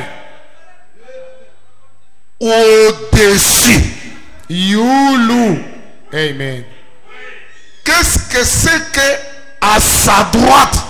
Amen. Dans les lieux célestes? Na maana yake ni kusema nini? Mkuume kwake Quel est cet endroit? ni fazi kani ile? À sa droite. Kuume kwake Dans les lieux célestes. katika fazi la mbingu. Au-dessus. Yulu De toute domination. ya utawala wote.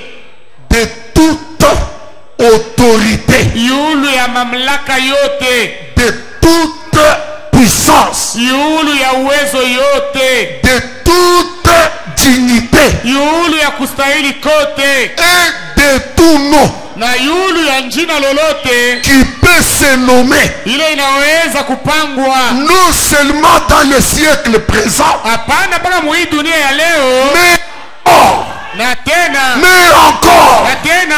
dans les siècles à venir. Katika ulimwengu utakao kuja. Alléluia. Amen. Je veux parler de la droite de Dieu. Napenda kusema juu ya kuume Ça kwa veut Mungu. dire quoi? Maana yake ni kusema nini? Au-dessus Ni yulu de toute domination. ya utawala wote. Est-ce que l'église est avec moi? Je kanisa kwa pamoja nani? S'il y a une domination, Kama kuna utawala moja hivi. baloji banatawala sana.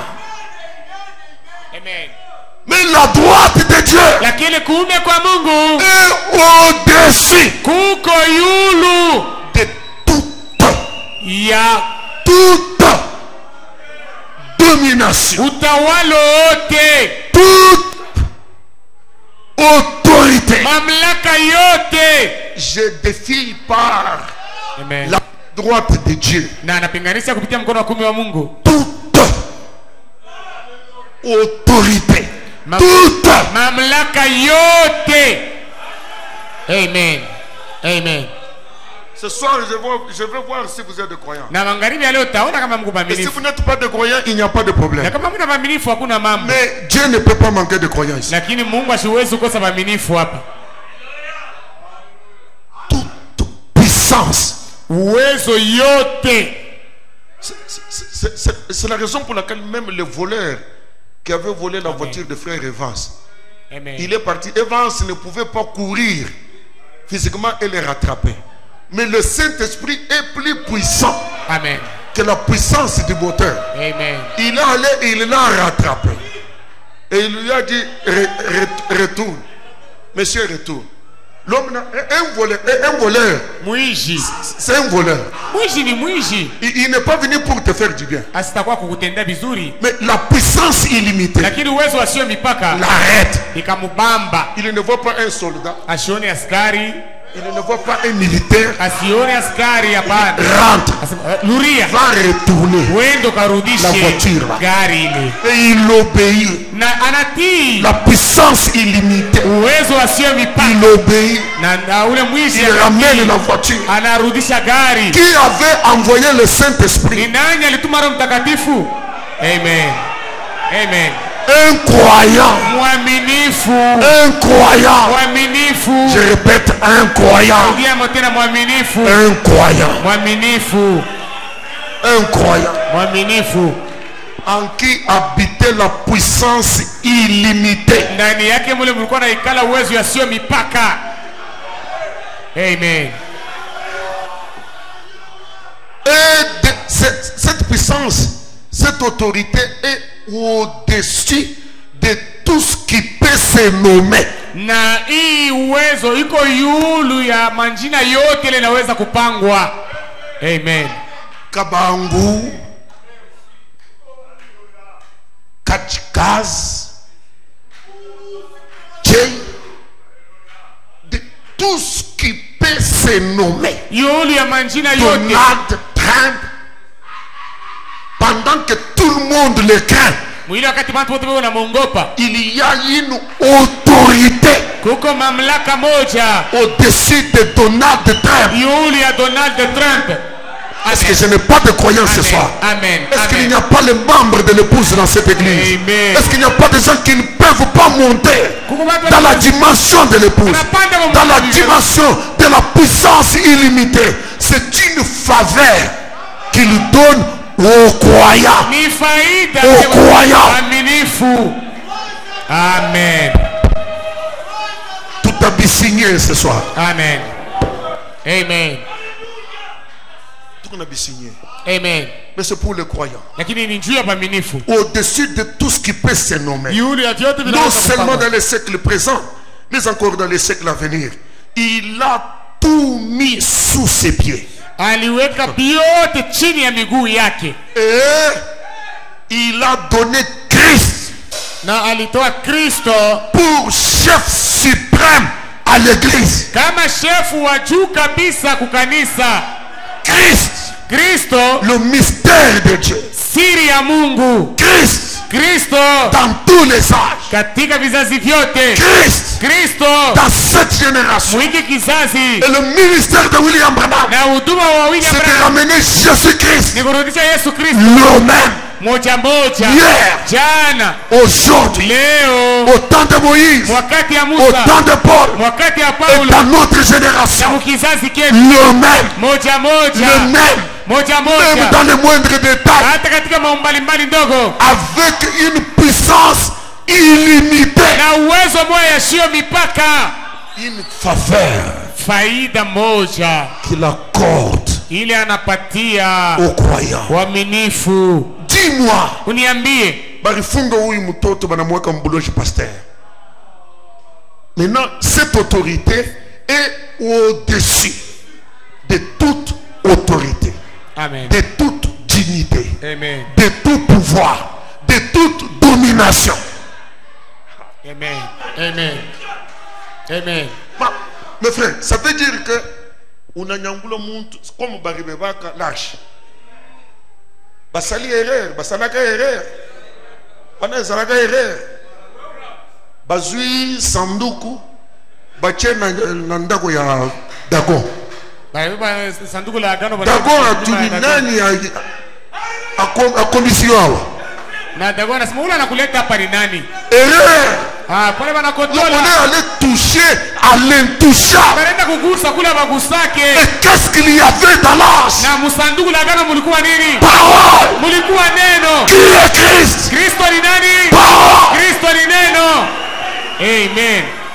C'est Dagon qui a tremblé. Dagon ndio alitetemeka. Ce n'est pas l'âge qui a tremblé, Haina sanduku la agano ilitetemeka. mais c'est Dagon qui a tremblé. Lakini Dagon ndio alitetemeka. Non seulement qu'il a tremblé. Haina paka tu sasa alitetemeka. Au nom du Seigneur Jésus-Christ, Amen. Amen. Amen. que tous les dieux Dagon Amen. vers lesquels on vous a amené Amen. perdent des coups, perdent des têtes, Katika mashine, perdent des bras. katika mikono. La puissance que nous avons reçue Uwezo yetu a une ulipokea. grandeur illimitée. Kuna ukubwa wasio mwisho. Illimitée. Wasio mwisho. Amen. Amen.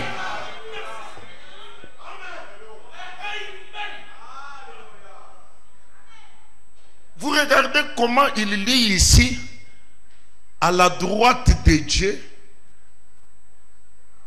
dans les lieux célestes, au-dessus de toute autorité.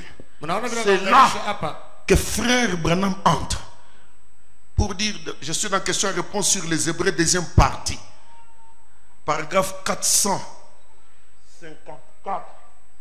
Il dit donc Jésus est à la droite de la puissance de Dieu. C'est ce qu'il dit en effet dans les Éphésiens. Quand il explique, il est à la droite de la puissance de Dieu. Tout pouvoir dans les cieux et sur la terre, a-t-il dit, après sa résurrection, a été remis entre mes mains. J'ai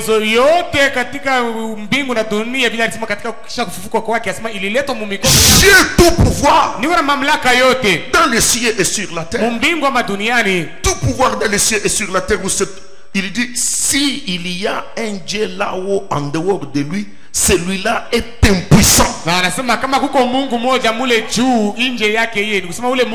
Voyez-vous, il ne pourrait y avoir d'autre Dieu. Tout pouvoir dans les cieux et sur la terre est dans sa main. Ainsi, voyez-vous, il se tient à la droite, comme l'a demandé la personne, ne signifie pas. Paragraphe 456, il dit, regardez le corps, point. Dieu est esprit. Amen. Oui, Branham dit combien comprennent cela. Et si vous le saisissez, c'est Branham qui dit, dites Amen. Dieu est esprit. Et Jésus est un homme. Et Jésus était Dieu fait chair. Dieu lui est esprit. Et nous ne pouvons pas voir Dieu. Amen. Non. Voyez-vous, il est esprit. Vous ne pouvez pas voir un esprit. La Bible dit, personne n'a jamais vu Dieu. Et personne ne peut voir Dieu. Et permettez-moi de dire ceci, vous ne m'avez jamais vu. Amen. Vous ne m'avez jamais vu de toute votre vie. Et vous ne me verrez jamais. C'est vrai. Vous voyez ce corps qui identifie cette personne qui se trouve ici à l'intérieur.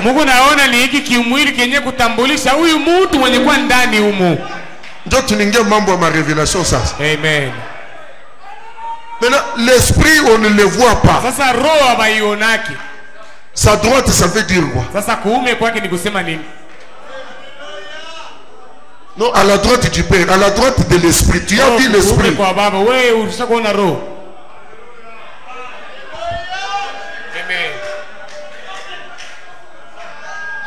C'est un langage.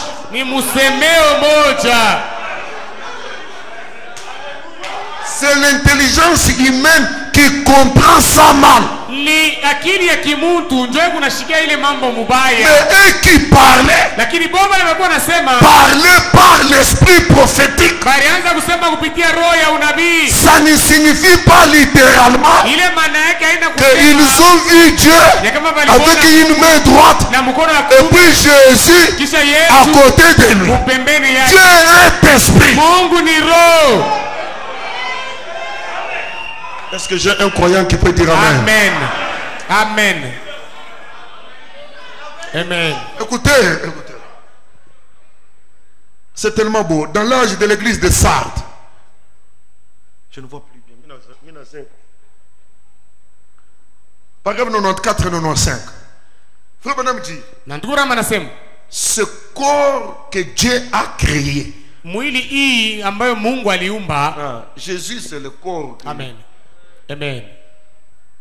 Je ne permettrai pas que mon sein voie la corruption. Sitaruhusu mtakatifu wangu aone uharibifu. Parce que c'est un corps que Dieu a créé. Njoo ni mwili ile ambayo Mungu aliumba. Il dit, je ne permettrai pas à mon sein de voir la corruption. Anasema sitaruhusu mtakatifu wangu aone Et je kuharibika. n'abandonnerai pas non plus son âme dans les séjours de mort. Na siwezi kuachilia kamwe nafsi yake katika adezi. Mais il l'a ressuscité. Lakini alimfufula Le Père, Baba, l'Esprit, Roho l'a ressuscité. ilimfufula Et l'a fait, mouchkiye, asseoir à la place de l'Esprit sur l'autel. na ikamuikalisha pafuashi ya Roho kule kwa madhabahu. Amen. Amen. Amen. On a fait asseoir ce corps juste à la place de l'Esprit. Barikarisha ile mwili pafuashi ile ya Roho. Parce que Amen. tout ce que Jésus était, Juu Yesu kile alikuwa, c'était un corps qui portait le Père. ilikuwa ni mwili moja yenye kuwa na Baba ndani. Et là où était le Père, Na pale palikuwa pasa kuikala Baba, c'est là qu'il est allé. njoo pale na yeye alienda kuikala. Amen. Amen. Amen. Amen. Les protestants et les catholiques que nous avons ici, qui tu organise de kuzunguluka hivi? Ah, hivi ni bietu. Amen. Utoke tu hapa sasa ndo mimi naita pastor wa Mumalemba, uletemwa de kirisa kwa kutubi. Atakuwa kuhubiri bintu gani? Hivi tu unasema ni unapata kizunguzungu. Nishi aishi. Je vous donne ça cru. Ndio nipatie mpaka vile bibichi. Observez. Angalieni. Lorsque on les vit assis sur l'autel, Wakati balimuonaka kuikala hapa kiti ya enzi kwa madhabahu, tenant un livre dans sa main, mwenye kubamba kitabu kimoja mu mikono yake, le Père, Baba. on Amen. l'a vu avec un livre Manamuona na kitabu kimoja dans sa main droite, c'est ce qu'on dit. mu mkono wake wa Le livre de kuume. la rédemption que nous avons ici Kitabu cha ukombozi vient de la main droite de Dieu. kinatokea na mkono wa kuume ya Mungu. Amen. Amen. Nisha kushikia kutomboka hapa. Tupate tu hii kitabu et qu'on soit esclave. Na tukue batumwa.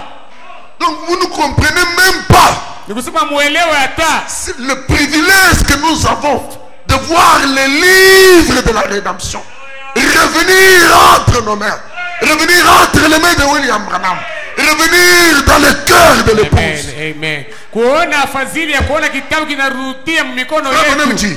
Lorsque on le vit, le grand L le vit sur l'autel, tenant un livre dans sa main, personne sur la terre, ni sous la terre, ni ailleurs, n'était capable ni digne même de regarder les livres. Hakuna mtu mmoja pa dunia, chini ya dunia, Un agneau mwana kondoo mmoja qui avait été comme immolé dès la fondation du monde, ule alikuwa utona sawanisha kumuchinja tokea msingi, très loin là au commencement, quand il avait d'abord commencé ce corps racheté, mbali kabisa kule kumwanzo, wakati alianzaka na mwili yenye vint. akakuja ule C'est cet kondoo. agneau-là qui vint. Ule mwana kondoo Et akakuja le prix de la main droite de celui qui est assis sur le trône, écoutez, et s'y assis lui-même. na akaibeba mkono ya ule mwenye kwa shirika na pakiti ya enzi na akaikala hapo yeye mwenyewe. Amen. Amen. C'est là que Branham fait Amen. Na Branham anafanya amen. Voilà. C'est cela l'écriture. Njoo yenyewe Branham ndiko. dit c'est vraiment beau. Na Abrahamu asema mzuri. Voyez-vous, Munaona? maintenant, Sasa celui qui vaincra yule atashinda sera assis avec moi ataikala pamoja nami sur mon trône, kiti yangu ya enzi, comme moi, mpaka vile mimi j'ai vaincu nilishinda et me suis assis sur le trône de mon Père. na ikaikala pa kiti ya baba yangu. Tout ce que ça veut dire, Maana yake yote c'est que le corps là kusema ile mwili ile a occupé la place de l'esprit, ilibeba fazi ya roho, a porté l'esprit. ilivua roho ndani, Il n'a pas changé de position. haikubadilisha fazi, hapana. Et cette place-là, Na ile fazi ile c'est l'autorité de Dieu. ni mamlaka ya Mungu, C'est le pouvoir de Dieu. ni uwezo la Mungu, C'est la domination de Dieu. utawala wa Mungu, C'est la puissance de ni Dieu. uwezo la Mungu. C'est ça la droite. Njoo yenye kuume. Amen. Amen. Voici le dévoilement des mystères. Njoo ufumulivu wa masiri. Le Père, Baba, il dit mon Père, pourquoi m'as-tu abandonné? baba yangu, kwa nini umeniacha? C'est l'esprit qui est sorti. Ni roho ile ilitoka, Et après, na kisha yake l'esprit, roho le Père, baba quitte. akatoka. Donc l'autorité, Nikusema mamlaka, la puissance, uwezo, la main droite mkono ya kuume descend ikashuka et récupère le corps. Na ikabeba Parce que c'est un corps qu'il a créé. juu ni mwili ile yeye mwenyewe aliumba, Il ne peut pas le laisser voir la corruption. asiwezi kuiacha ione uharibifu. La cellule de sang, Ile chembe la damu, l'œuf, ile riai c'était une création. ilikuwa ni kuumbwa, C'était Dieu qui s'était créé ilikuwa ni Mungu alijiumba mwenyewe pour constituer un temple juu ya kufanya hekalu moja dans lequel il va se promener. ndani yake ataanza kutembea. Et quand Jésus marchait, Na wakati Yesu anaanza kutembea, c'était le temple de Dieu ilikuwa ni hekalu ya Mungu incarnant le Père. yenye kuwa na baba C'est ndani. pourquoi quand on lui demandait, Ndio kama wakati alikuwa anamuuliza montre-nous le Père, utuoneshe baba, et cela nous na suffit. ile inatosha. Il y a longtemps Anasema pana kawia que je suis avec vous niko pamoja na et mwewe, tu ne m'as jamais connu. kawia nijua Ça kamwe. veut dire, Maana yake ni kusema où est le Père? baba yako wapi? Le Père est ici, Baba yako ndani hapa, dans son temple, mwekalu yake, dans son temple, ndani ya hekalu yake, dans son temple. ndani ya hekalu C'est yake. pourquoi,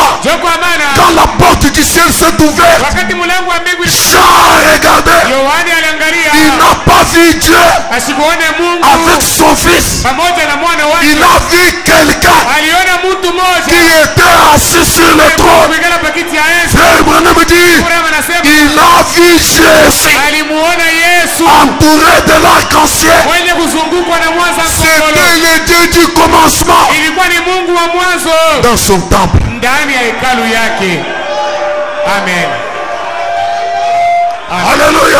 Amen. La droite de Dieu, Kuume kwa Mungu, l'autorité de Dieu, mamlaka ya Mungu, la puissance de Dieu. uwezo la Mungu, Et cela na ile est un cadeau ni zawadi aux croyants. kwa waamini.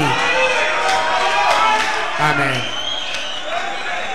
Frère Branham dit, Ndugu Branham anasema la puissance créatrice uwezo ya uumbaji n'est pas au ciel. haiko mbinguni, Elle est juste ici en vous. hapa ndani yenu. Christ en vous, Kristo ndani yenu, l'espérance de la gloire. tumaini la utukufu. Amen. Donc, tu incarnes des capacités. Wewe ndani yako uko na maeneo, Si tu es croyant, kama uko mwaminifu, tu es capable de dire, uko na uwezo ya kusema j'ai tout le pouvoir. niko na mamlaka yote. Amen. Je te dis, même un ange du ciel ne peut pas t'écraser. Mimi nakwambia hata malaika wa mbingu asiwezi Ah, kukuponya. laissez-moi lui déclarer tout. Frère Branham dit, Ndugu Branham anasema un ange derrière la chair malaika nyuma ya mimbali a plus d'autorité iko na mamlaka zaidi qu'un ange du ciel. kushindia malaika wa mbingu. What Amen. to be signé? Amen. Amen. Ce soir, Hii magharibi l'ange derrière la chair malaika nyuma ya mimbari a plus d'autorité iko na mamlaka que mengi Gabriel. kushindia Gabriel. Pourquoi? Juu ya nini? Parce que nous incarnons en nous Juu ndani yetu tuko le plein pouvoir na mamlaka tele est sur le ciel. kwa mbingu. mbingu et sur la terre. au duniani. Qui est-ce? Nani yule? Christ, Kristo, le mystère de Dieu. siri ya Mungu. Amen. Alléluia. Amen. Est-ce que quelqu'un peut crier Alléluia? Mtu anaweza kulalamika Est-ce que haleluya. quelqu'un peut dire Hosanna? Hosana. Est-ce que quelqu'un peut dire Amen? Amen. Et je te dis ce soir Na nakwambia magharibi que c'est un cadeau. ya kama ni zawadi C'est Noël.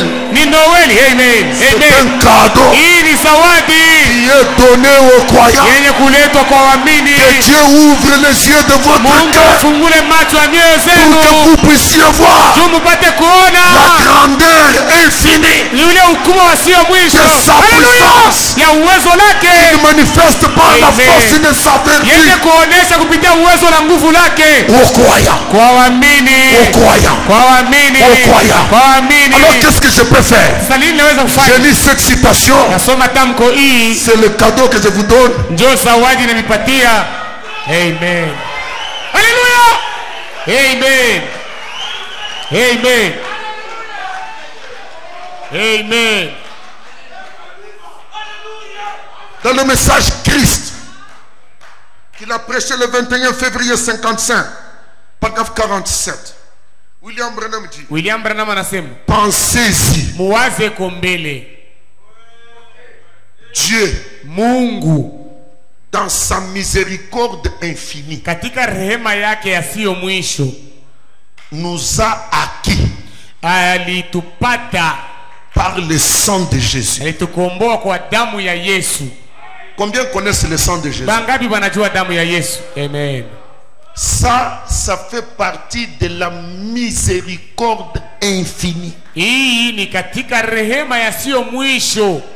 Quand Dieu a cherché un peuple dans cette génération, Wakati Mungu alitafuta bantu mwiki kizazi, dans sa miséricorde infinie, katika rehema yake yasiyo mwisho, il a lâché le sang. yeye alimwanga damu, aliachilia damu, Il a lâché le sang. aliachilia damu. Et le sang, Na damu c'est le message de l'heure dans laquelle vous vivez. ni ujumbe wa wakati ambamo muko naishi. Vous êtes un peuple cher, Nini muko watu wa bei acquis au prix du sang. benye kukombolewa kubei ya damu. Vous êtes un peuple de l'alliance Nini muko bantu ba agano qui lie Dieu à toi, benye kumunganisha Mungu kwako, parce qu'il ne peut pas renier son sang. juu asiwezi kukatala damu yake. Amen. Amen. Et la dénomination Na zehebu est une navette.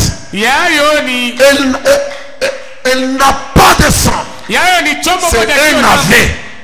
Un navet, c'est un arbre. Il n'a pas le sang. Ni muchi emoe aina na damu, muchi Mais katika na nous damu. avons été acquis par le sang. Lakini sisi tulikombolewa kwa damu. Amen. Et maintenant, Na sasa il est assis eko mwenye kuikala à la droite de la majesté.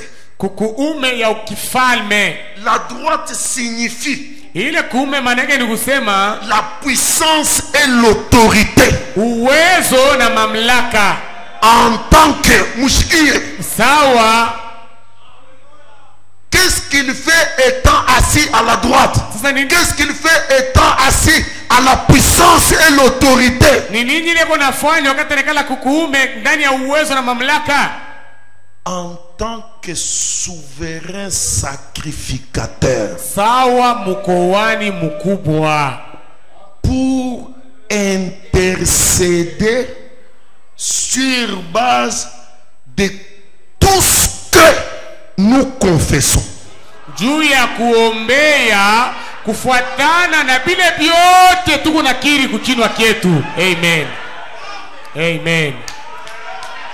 Amen. Il est donc c'est la magistrature suprême, Amen. la libération de la puissance illimitée. Kuachiliwa kwa uwezo yasiyo mwisho.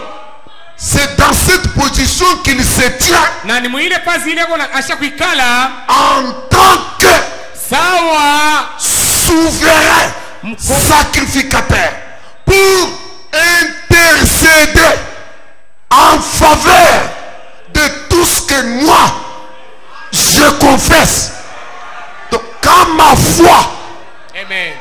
dans sa parole professe une chose. Lui, l'autorité suprême, la puissance illimitée, Amen. libère une puissance.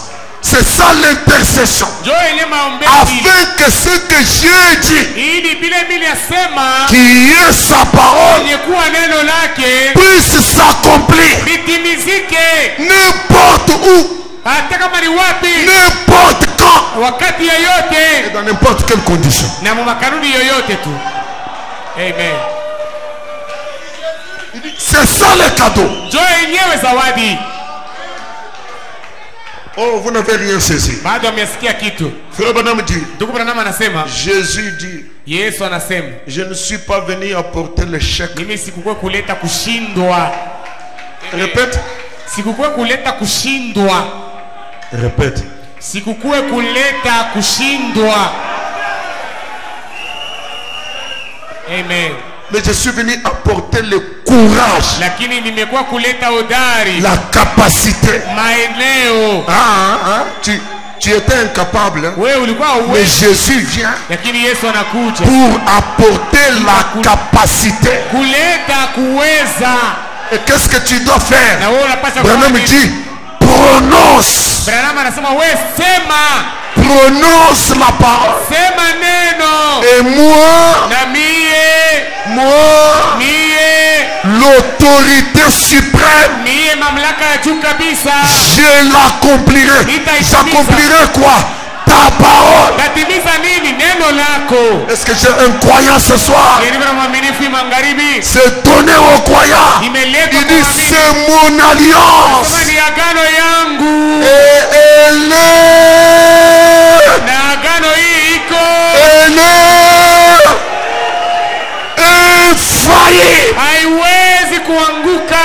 Je lis Branham dit, Na anasema Branham anasema c'est un chèque ile ni sheki, qu'il t'est donné, ile banakupatia, qui t'est donné, ile banakupatia déjà signé banesha kutia saini zamani, au nom de Jésus-Christ. jina la Yesu Kristo. N'ayez pas peur. Usikwe na boka, Encaissez, mweye mwanjikepo, encaissez. mwanjike mubebe makulu vile Est-ce munapenda. que j'ai des croyants? Amen. Encaissez. Mwandikepo, Le chèque est blanc. sheki iko Il mweupe, dit, c'est à moi.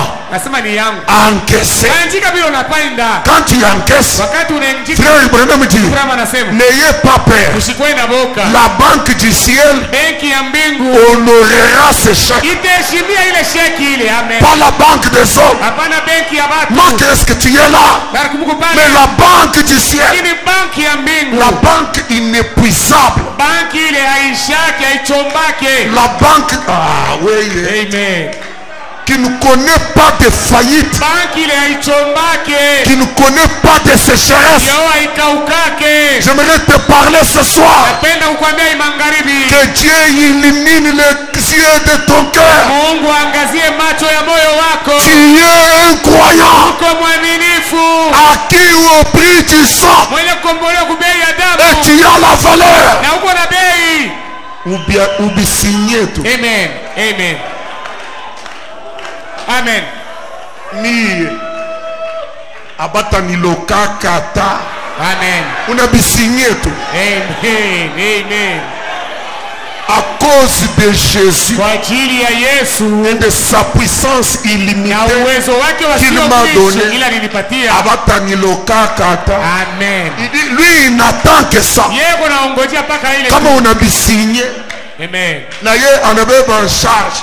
Il dit, c'est mon alliance. Anasema ni agano yangu, Je l'accomplis. naitimiza, Et tu deviendras na utakuwa insorcelable. ule mawezi kuloka enlokable. Il Amen. y a quelqu'un qui est courageux. Kuna mtu mwenye udari, Il a amené la capacité. alileta Il a maeneo, amené le courage. ameleta udari Comme berger sawa mchungaji établi sur Rehoboth tabernacle. mwenye kuwekwa yule ya maskani Rehoboth. Je ouvre Nafungula toutes les portes milango yote, qui étaient bloquées devant vous. amen, ile ilifungwa mbele yenu, Au nom de la puissance illimitée. munjina na uwezo yasiyo mipaka. Que chaque porte Kila mlango se roule, Izunguruke. qu'elle s'ouvre. Ifunguke. Passez, Mupite. Amen. passez, Mupite. Amen. passez, Amen. Amen. passez, Amen. passez, Amen. au nom de Jésus. Mujina la Yesu. Passez, Amen. passez. Amen. Shalom. Amen. Amen. Amen.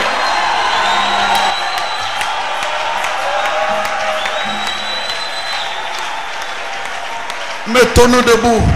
Tusimame. N'ayez pas peur. Hapana kuongopa. Amen. N'ayez pas peur. Hapana kuongopa. La banque du ciel Banki ya mbingu honorera ce chèque. itaheshimia ile sheki. Alléluia. Amen. N'importe quoi que tu confesseras qui est conforme à sa parole. Kitu chochote utakiri kenye kuambatana na neno lake. Nous sommes dans une alliance infaillible. Tuko muagano yasiyo kuanguka. La puissance illimitée Uwezo wasio mipaka. en faveur du croyant. Mufaida ya mwaminifu. Crois seulement. Crois seulement. Tout. Mais alors tout. Amen. Selema. Crois seulement. Crois seulement. Tout est possible. Crois. Prions le Seigneur.